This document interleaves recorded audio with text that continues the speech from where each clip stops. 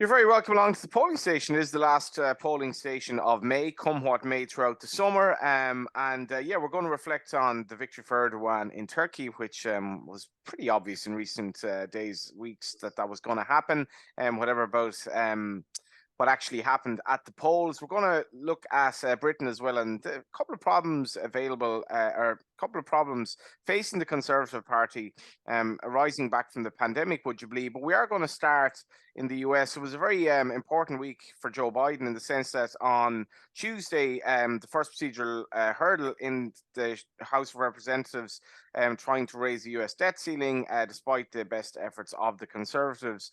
They cleared the first hurdle anyway. And Paul, you were actually messaging into the WhatsApp group how significant this is for Joe Biden and the Democrats. Welcome to the show, Paul Krishnamurty. Hi, Johnny. Yes, yeah, I was very worried last week, very worried, because this debt ceiling game it's been more than a game. In the past, it's been a political game. Now, this is very much of part of this, phony World War III BRICS alliance trying to destroy the dollar plan. And I think it's hugely significant that McCarthy caved in. Absolutely hugely significant.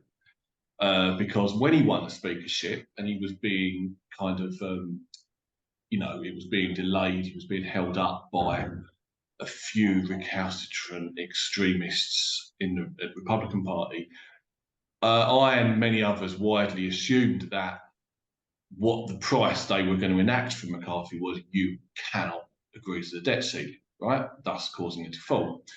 And McCarthy didn't sound like he was going to do anything a couple of weeks ago, but suddenly he's caved. So the question is what's happened? And we can only speculate. But my feeling is, and this is only a theory. I'm not, I can't back this up with hard facts because this is very much going on, behind closed doors. But I think this pertains to Trump's legal problems. I think it relates to the Jack Smith investigation, classified documents. That was the original investigation started under the Espionage Act. So this is not something small. This is way more than all of his other alleged crimes. And I think that McCarthy has been, made aware that a few certain characters in his caucus, i.e. the extremists, are in trouble to be avoided at all costs. Had the situation explained to him. Another thing happened last night, which made very little news, which is Vivek Ramaswamy, who is a very pro-Trump, very PayPal mafia type of character in that, maybe he's a potential alternative to Trump. But two of his senior advisors were forced to declare they are foreign agents of Saudi Arabia, right? And this is after Jack Smith has subpoenaed Trump for documentation regarding his relationship with Liv Golf. So I think, as I say, maybe that someone's had a word in McCarthy's ear about what's coming down the track for Trump. And this has got a lot of, obviously, huge significance for the betting.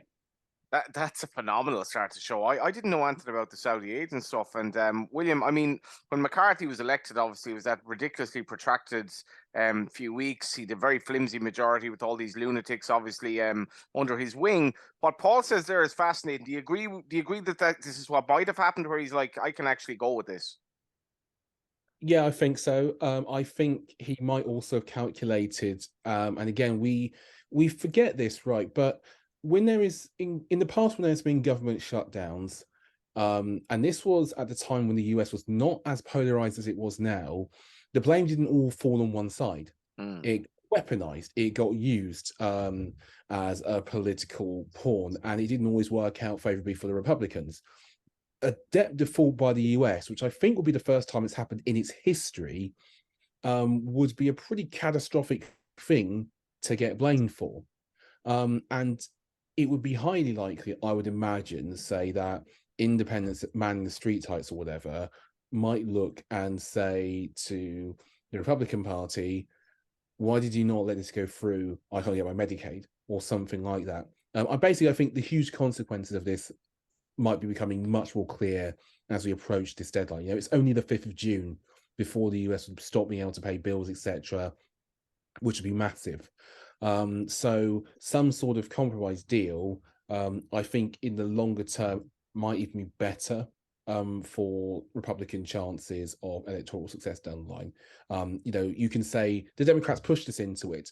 We were forced to. We took this bullet to save the economy is the sort of argument I can hear being padded around by non-Freedom Caucus Republican types. But then, of course, I'm saying all of this, and we have 2 leading candidates for nomination who are very much in bed courting, whatever you want to say, with that hard right element of the party. Again, this is so much of a catch-22. I'm going to say so many things about this race that directly contradict each other because you have so many things about the Republican Party at the moment that directly contradict each other. But no, it looks as if a massive iceberg is being avoided. I think everybody sort of wins, right? But it's a pretty big, significant achievement for Biden, I'd say, if he could get that through and avoid what would be a really Titanic effect on the economy. You have a look for the odds there. In bed courting, I just think that is the most beautiful 3 words. In bed courting. I'm already thinking of like my next horse name. It's got to be a well-bred 2-year-old filly. Paul, just listening to what William is saying there, like how close US was on paper to a default. I mean, you've spoken about this on the show, but like to explain this to the layman, to me, like why is this so tantalizingly close? Why are we dealing with like the US having literally a week to basically pay its bills? And what does the extreme right actually want to happen here? Well, obviously, a default means America can't pay its debts. Its reputation in the world will collapse. Right? I do not. People who put forward a idea that the landing would be softer than people say, I don't buy that for a minute. It would be catastrophic. I think you would see a global stock market crash immediately if America, if that debt ceiling deal hadn't passed. But it didn't happen. What are the motives? Well, I mean, note that Republican presidents ask for raise the debt ceiling every time. Trump did, Bush did. The Democrats don't play politics with it; they don't stop them. They agree to it because it's just a necessity, and it's not damaging the nation in the same way some of these extremists would say. But there's 2 motives. One is the one that Will mentioned, which is just political. It's political calculation, right? And that political calculation might, in the past, it served the Republicans perhaps well to take it to the wire.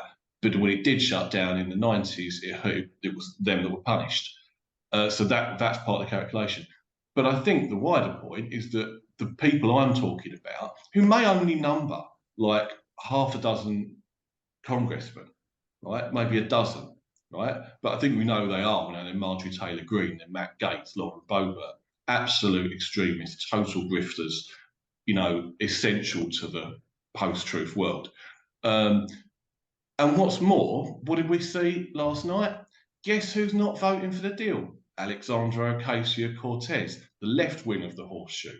And that is what we're dealing with. There is a trail of money going back 20 years that goes back to Peter Thiel, the PayPal their founder, and the vast wealth that they got when PayPal was bought by eBay. And they have poured money into the alt-right and the alt-left in the same way that Putin has, and Putin apologists have done, and Putin networkers.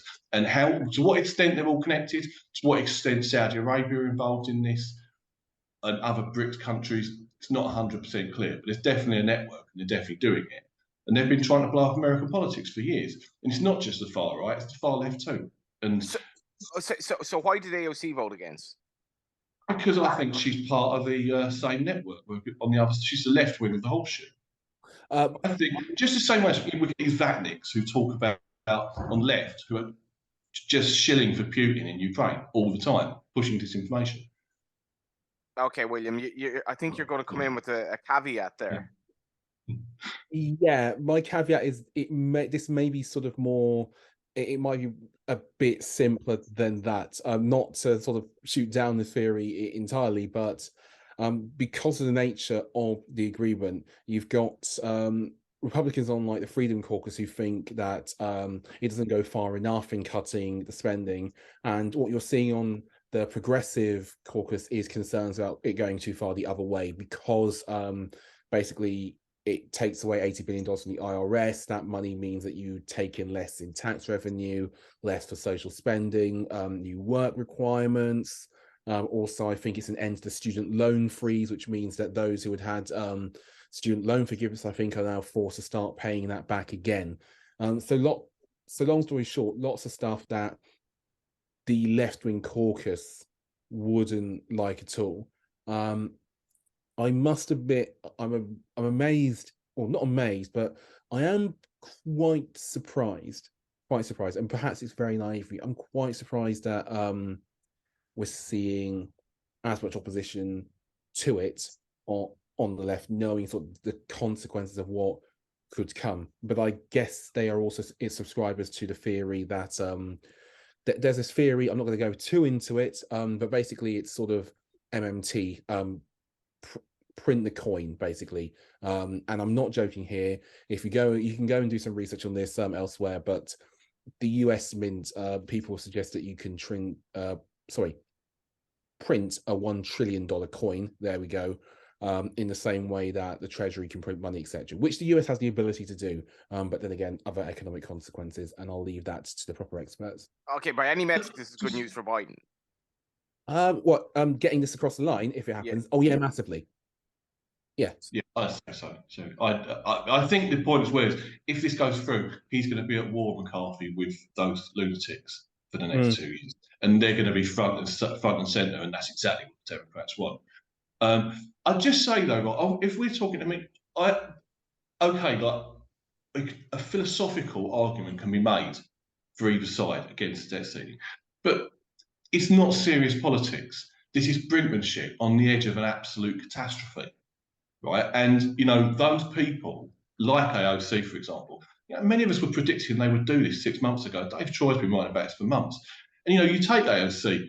Well, when they sanctioned Russian oligarchs after they introduced Ukraine, she voted against. She voted against sanctioning them on the grounds that she didn't want to hurt their property rights.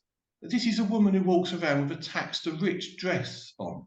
She doesn't care about property rights. But suddenly, when the Russian oligarchs are having their property rights threats, she develops a new set of principles.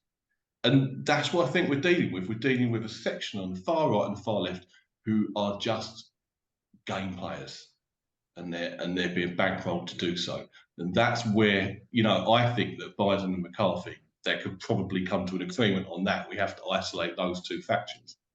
How dangerous in the overall scheme of things would you say Mohammed bin Salman is? Oh, incredibly, perhaps more so than Putin. Again, this is the story that we just haven't looked at, right?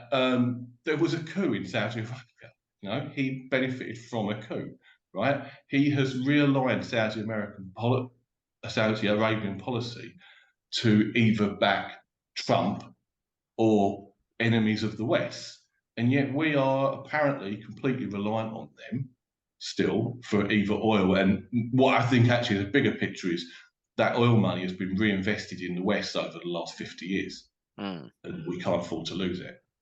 And I think he's an incredibly dangerous character. Fascinating stuff. I'm compelled to just look up that case you were talking about there. And yeah, I hadn't seen a report. I don't know if you had, William. With regards to MBS, I haven't seen a specific report, but it is well known he is not a fan of the Biden administration. It's well known he's got close links to lots of people in Trump's circle, and the Biden administration has had big international headaches with MBS, and of course the role that Saudi Arabia plays with regards to energy, with regards to security of the Middle East, all of those things. Yeah, it really does matter. He's one of a few foreign players who would have, I think, just naturally due to the dint to that position anyway, a very big say in the US election, as it is, and as it has been for quite a while now. actually that foreign influence on the US election is a bit more pronounced, I think, than people, take it for granted. Russia was not the first time that we'd had a big foreign sort of consequence impacting a US election result. You mentioned headaches for the administration there. It's better have a headache than be beheaded, obviously, which is the norm in Saudi Arabia. And I have to say, racing, the absolute silence in racing about going over for 20 million person, the Saudi Cup and whatever else is just such an indictment of the self-serving nature of the sport in general. And I include Irish racing in that. Just on to the UK, this whole COVID WhatsApp thing, Will, I don't know, Boris just keeps delivering, but this is actually relevant for the government, and this goes back to sort of an alleged cover-up by Number 10 over these WhatsApp messages during the COVID times, and I guess a battle for the truth. If you haven't seen This England, I'd strongly advise you to watch it, but talk to me about this. This is mad stuff. Yeah, okay, so we've had some breaking news on this anyway, because Boris Johnson has given all of his WhatsApps and all of those diaries to the Cabinet Office just in the last hour. Long story short, for those who are mercifully unaware of this, Boris Johnson, British Prime Minister during the COVID-19 pandemic, lots of failures, they cost lots of lives, I think it's fair to say.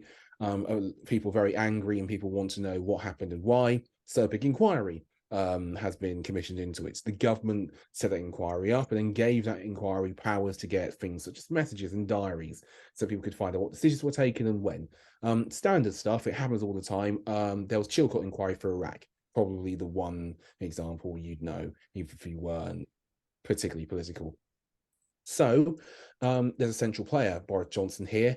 A lot of government discourse and decisions are taken via WhatsApp now because it's fast and it's easy, and it isn't, as of yet, subject to scrutiny in the way that emails are, that official notes are, diaries, etc. Because last week, of course, Boris Johnson's diary was given over to the police by civil servants who felt compelled to do so.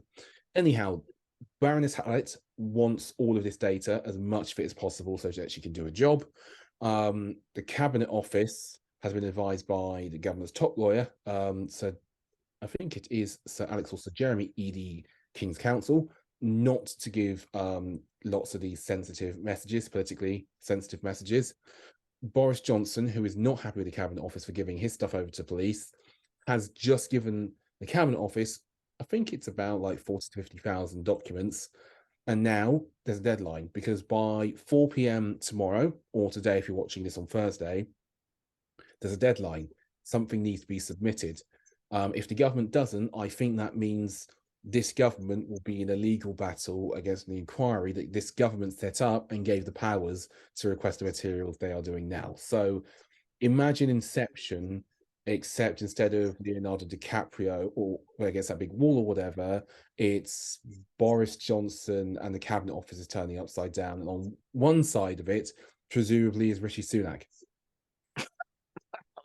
Okay, Paul, I'd have misgivings about that's it's been a great show so far. I very well explained there. I'd have misgivings, Paul, about the way Ireland, the Republic of Ireland, dealt with the pandemic. I think, but I think its heart was in the right place, right?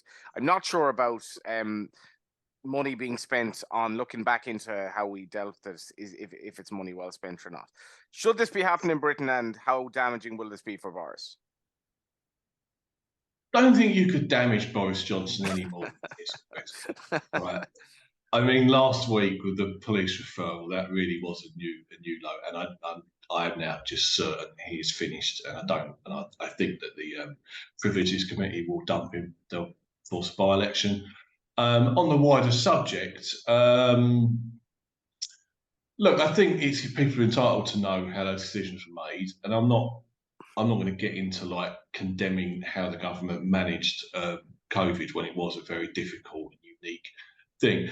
But I think given the absolute plethora of scandals involving public money and PPE, we definitely need to know that stuff, right? Because that whole business struck me as borderline criminal, if not outright criminal.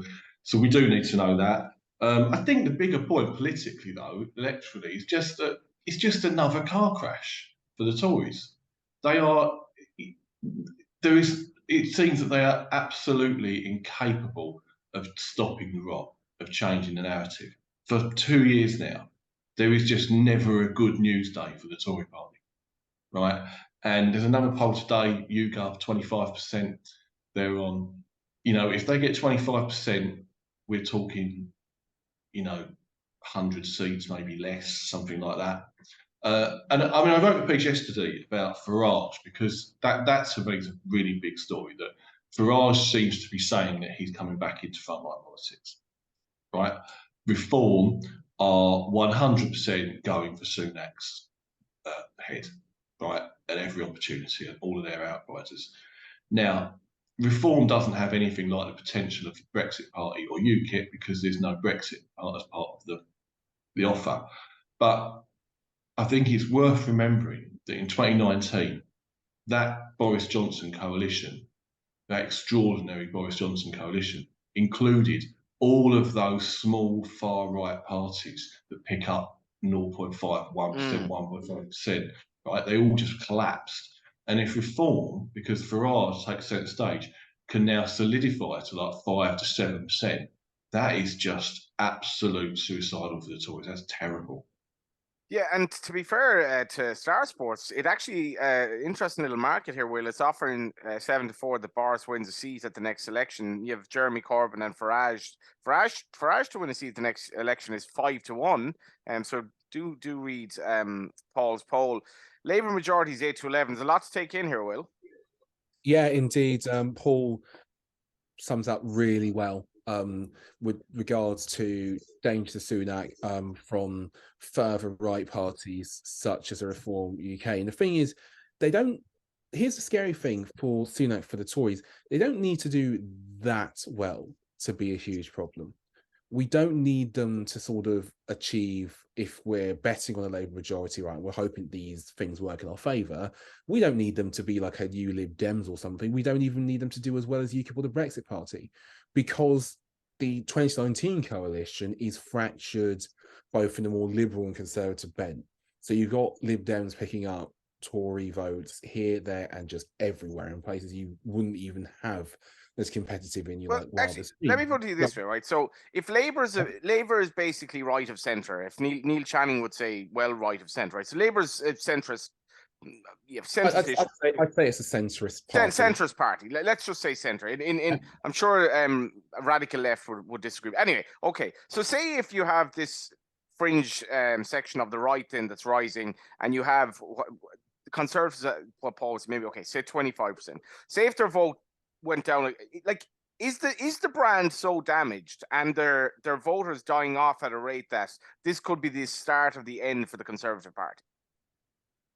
Yes. Sorry. Go ahead, William. Yeah. Yeah, basically, it really could be. They're taking huge amounts of brand damage.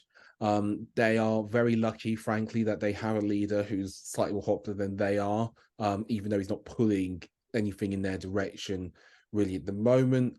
They're losing a coalition which was spectacularly put together, but had massively fortunate circumstance in hindsight. They're losing left, right, and centre for this, and also they're in the position where they can't appeal to all of that 2019 voter base. They can't. There aren't policies you can put together coherently and execute that make both people who are turning to Lib Dems happy and people who might turn and vote for Nigel Farage or like a new sort of right that's like the Brexit Party or UKIP like reborn. You can't keep both of those sets of people happy. As an example, because I'm not going to deep dive too much into it, immigration would be one area where it's really difficult to square like stop the boats with having a more compassionate outlook of migration is a good thing for this country, so let's take advantage of it.